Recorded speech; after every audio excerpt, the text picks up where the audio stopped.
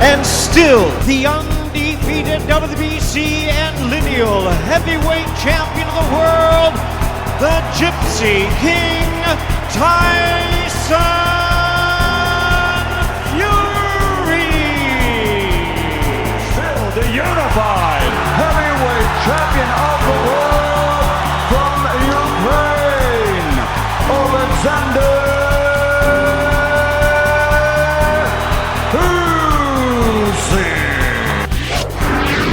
Hey Ringsiders, what's going on? This is your host, Boxing's Objective Observer, and welcome back to Ringside Stories. Feel free to like and share, thumbs up, and hit that notification bell if you enjoy the content. Thanks so much for your support in advance, and welcome to the channel. So we're finally here. Undefeated WBC champion of the world, Tyson Fury, takes on undefeated unified WBA, IBF, WBO, and Ring Magazine world champion Oleksandr Usyk. This fight's got everything, a variety of skills, attributes, intangibles, and one undisputed world championship with all the belts prestige. Today we'll be discussing 5 points on the undisputed fight between Tyson Fury versus Oleksandr Usyk.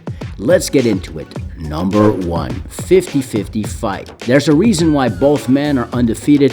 There's a reason why both Tyson Fury and Oleksandr Usyk are current world champions. And this is the fight of all fights, as the heavyweight division is boxing's premier division. And bar anything unforeseeable, by May 18th, it will have been near a quarter of a century since the heavyweight division has seen an undisputed champion of the world. The first undisputed world champion in the modern four-belt era.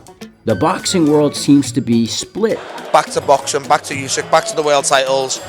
I think, he hasn't found a way to lose yet, and I just think he's so hard to beat. He's so big. He might make that fight a stinker, but I do think Fury just wins it. I think if Usyk throws his combinations, goes inside there, stick to the game plan, and don't let Tyson Fury box him around, use the jab, use his distance, I think Usyk could do good. That's all that everyone remembers is the fight night. So I know that this time he's going to get it right, all from the start to the end. You know what, like they say, you're only as good as your last fight. So I believe Usyk has the edge at the moment. And we all saw Fury's last fight. He didn't come in the best of shape. He underestimated his opponent. I think we all did. I think we all thought that Fury's gonna have a walk in the park, and that wasn't the case. So, now he's just gonna get his act together, get back in the gym, and come in the best shape possible, because Usyk is no joke. I think Tyson's gonna pull it off, man. Tyson's a good guy. I'm going with more of my feelings and my relationship that I have with guys. You know what I mean? And Tyson's a big guy, but he's a big, fun, lovable guy. He's always been positive with me, so I'm rooting for him. It's a more like 50-50 fight, but I give Usyk a little bit of the edge in that fight, because for me he's just more complete fighter. He's always in good shape, great defense, great footwork, great technique, and he has solid power as well. But every time I've gone against Fury, he's proved me wrong. I've gone against him with Vladimir Klitschko. I went against him twice with Deontay Wilder. So it seems as though when everything's stacked against him, he finds a way. And I feel like he will find a way May 18th. Recently, I just feel like Usyk's going to nick him on points. I think he'll get out the blocks quick, and Fury he'll have to turn the script and start putting the pressure on him and trying to use his size a little bit. But Usyk's got he's got about 400 amateur fights. He's had guys try and do that his whole amateur career, so he's nimble and cute enough to be able to pick and choose when to work, and I think it's just going to be one of them in the balance. Number 2, vulnerable champs. Although both undefeated, both Usyk and Fury are still very touchable. The obvious inference being both men's age. Tyson Fury is the younger of the two at 35 years old, yet with the ballooning up in weight, the not-so-Spartan lifestyle, as the Gypsy King likes to portray during his most recent ring walks, some of the wars he has been in proves that Tyson Fury has a lot of miles on the clock. Lest we not forget, Tyson Fury had to call off the undisputed fight because of a cut above his eye. In the past, Fury had to deal with the same issue against the last southpaw he fought, that being Otto Wallin. Now, Wallin is a good fighter, but apart from size and height, Oleksandr Usyk is better in every department. Who's to say Fury's cut has been fully healed? And what are the guarantees Usyk won't be able to damage and open up that cut again, knowing the speed, accuracy, and elusiveness the cat possesses? In his most recent outing against former UFC heavyweight world champion and pro boxing debutant Francis Ngannou, Fury looked sluggish, old, and a bit undermotivated, and got shocked in round 3 when the WBC heavyweight world champion got dropped by an Ngannou left hook. Tyson Fury looked vulnerable and a bit of an old man. Let's stress out again that Francis Ngannou was a boxing debutant at 37 years of age. And even Oleksandr Usyk, who at the time was in the crowd, got a bit worried. Knockdown, I think. Whoa, Francis, be careful, please. Yeah. I say Tyson, jab, move, jab. Fury got up and by experience, length, and ring IQ, boxed himself to a close yet questionable and razor-thin split decision win. And if a 37-year-old boxing debutant can trouble Tyson Fury, then what about a 37-year-old who has the boxing IQ and experience, both amateur and professional, who's undefeated, and many of the attributes that have troubled the Gypsy King in the past? The Ukrainian himself had to endure some adversity in his last outing against hard-hitting Daniel Dubois, aka Triple D. Whether this was a clean punch or not, whether Usyk could have gotten up right away, if this was a legit body shot, is all up to interpretation. But it's clear Usyk's vulnerable to the body, and needless to say, at 37, age is catching up with Oleksandr Usyk fast. Daniel Dubois, who at the making of this recording is still a promising heavyweight talent, got outsmarted by the smaller yet savvy Ukrainian, who dealt with Dubois comprehensively. But if a man as young and unexperienced yet big and powerful can do that to Oleksandr Usyk, then what about a man who is taller and even heavier and more skilled, more boxing savvy than Daniel Dubois? Number 3, stylistic matchup. If this were 1985, this fight could have been dubbed East versus West or David versus Goliath. A classic case of someone's O has got to go. And since we talked about both Fury and Usyk's vulnerabilities, let's break down both fighters' advantages, starting with the undefeated WBC heavyweight king, Tyson Fury.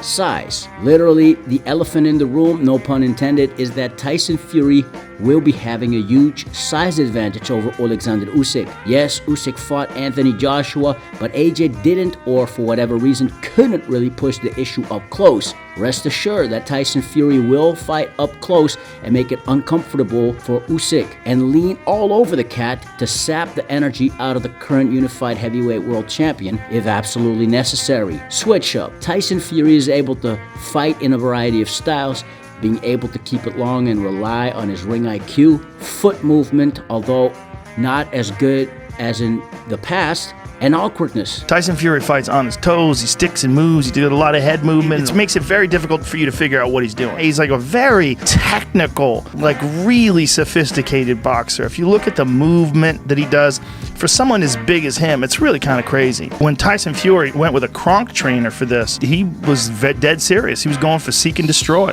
Tyson Fury can fight up close, as he employed against the likes of Deontay Wilder in the last 2 fights of their trilogy, and he's able to fight from both orthodox and southpaw. Tyson Fury has got great balance and coordination for someone as tall as he is, which could make it awkward for Oleksandr Usyk.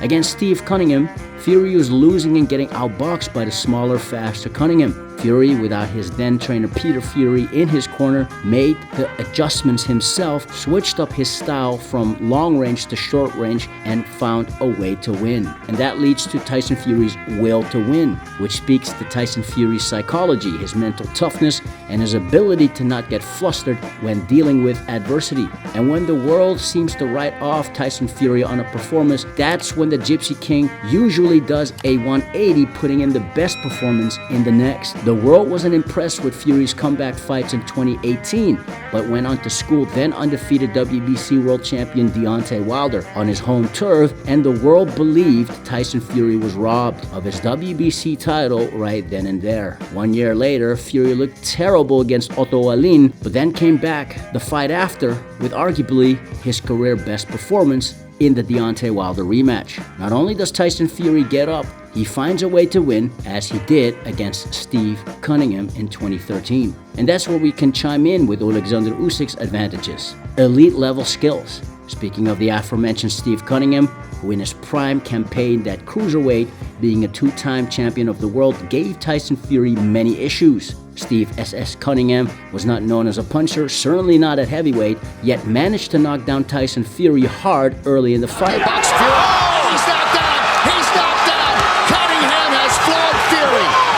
That's the punch right there.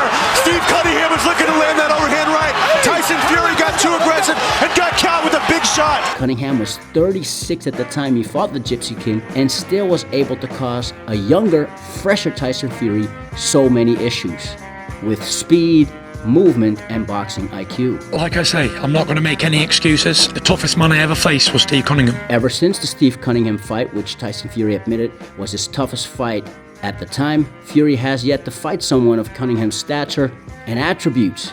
But keep in mind, Steve Cunningham is not Oleksandr Usyk. And if a 36-year-old non-puncher in Steve Cunningham, who is even a smaller fighter than Oleksandr Usyk, then what do you think a unified world heavyweight champion will be able to do?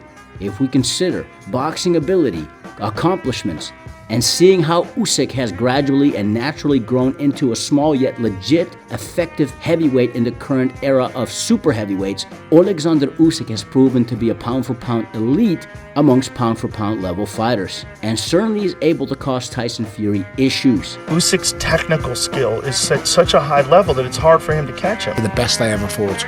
Without a doubt, no one even comes close. Elite level. It's amazing how Oleksandr Usyk isn't getting the respect he deserves. We're talking about an amateur world champion, an Olympic gold medalist, who became undisputed cruiserweight world champion, winning all 4 belts in just 15 pro fights, beating the likes of young contender Daniel Dubois and former 2-time unified world champion Anthony Joshua twice. Considering his relatively short stay at heavyweight, Usyk's resume so far has been quite impressive, and that has been built into the Ukrainian warrior mentality. Unlike his British counterpart, Oleksandr Usyk has lived the life of a pro boxer. He has always been in shape, doesn't get involved in crazy things outside of the ring, and so although he is 37 years old and 2 years Tyson's senior, Oleksandr Usyk seemed to have preserved himself better than Tyson Fury.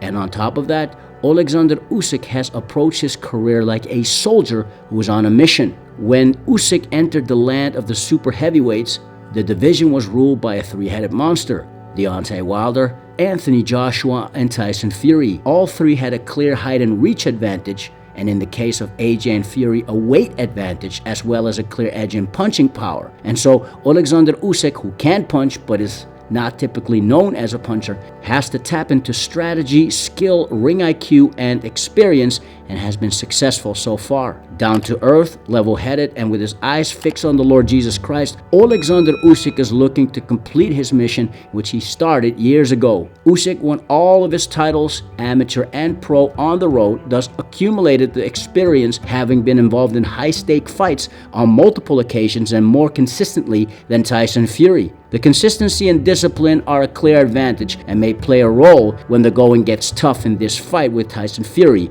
Add on the fact Tyson Fury's psychological warfare and mind games have failed him miserably, and Team Fury are well aware of this. I'd say Oleksandr Usyk has the edge psychologically. Number 4, keys to victory. Let's talk about 3 keys to victory for both fighters, starting with Oleksandr Usyk. Number 1, set the pace. Tyson Fury likes to feint. The best counter to that is to feint back. Fighters feint in order to keep you on edge and therefore reduce your offense. By feinting back at Fury, Usyk may be able to reduce Fury's offense as well, depending on how concerned Fury will be about Usyk's firepower. Who can hold their concentration, hold their composure, and shape the longest?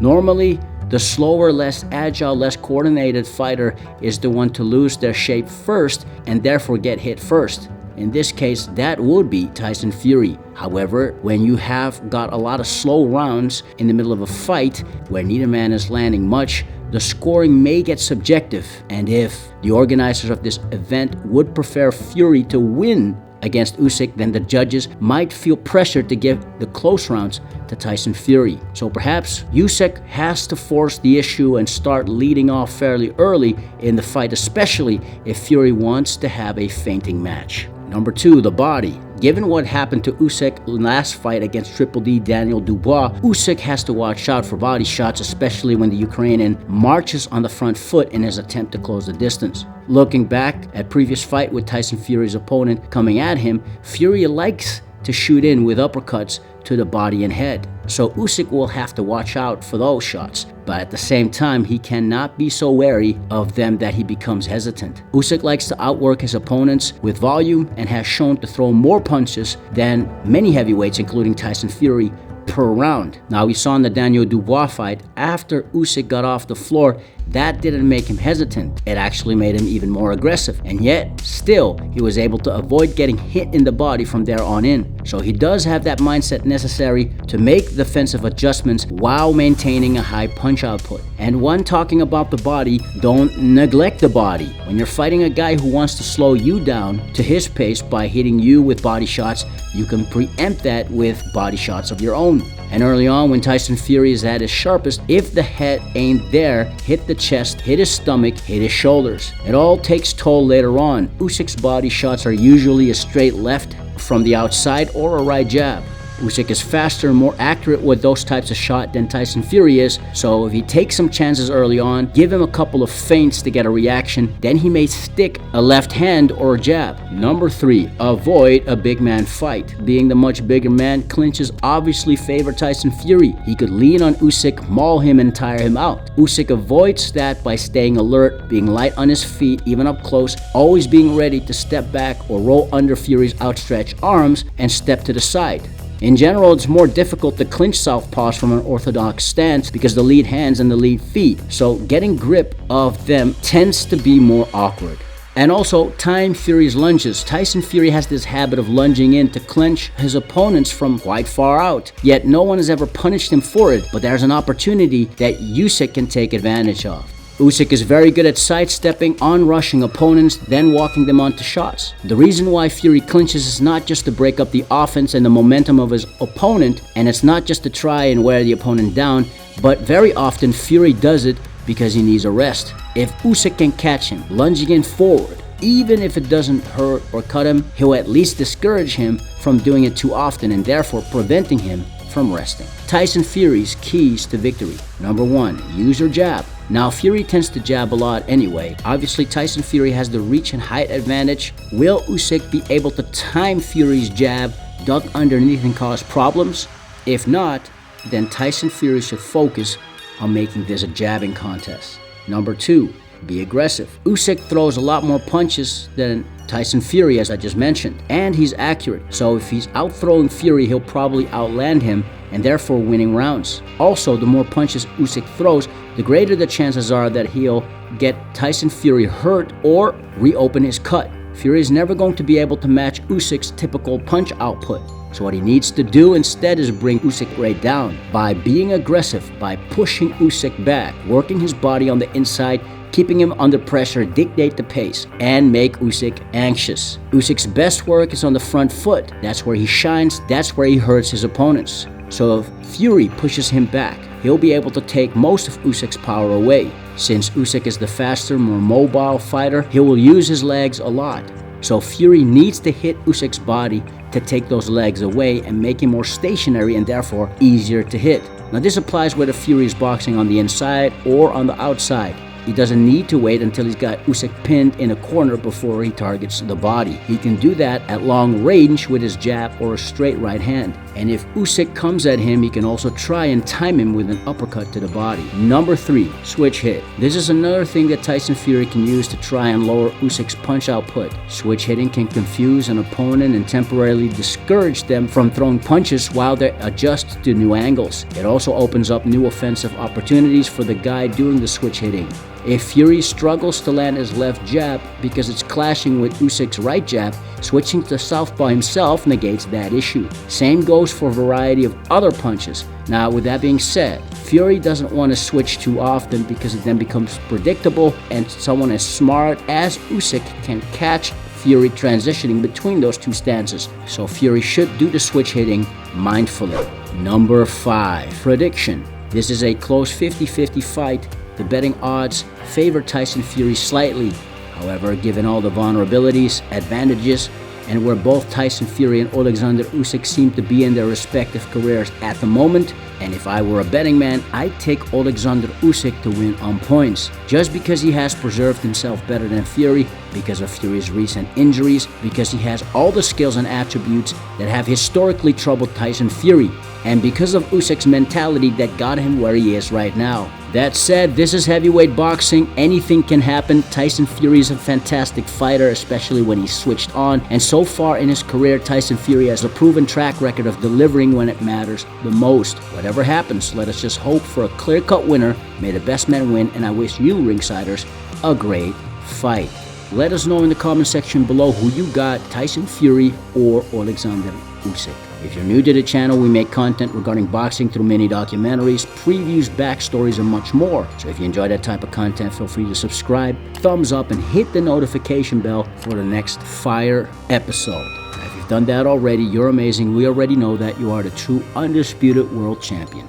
Till next time, ringsiders, this is your host, Boxing's Objective Observer, with Ringside Stories. Thanks for watching, and have a legendary day.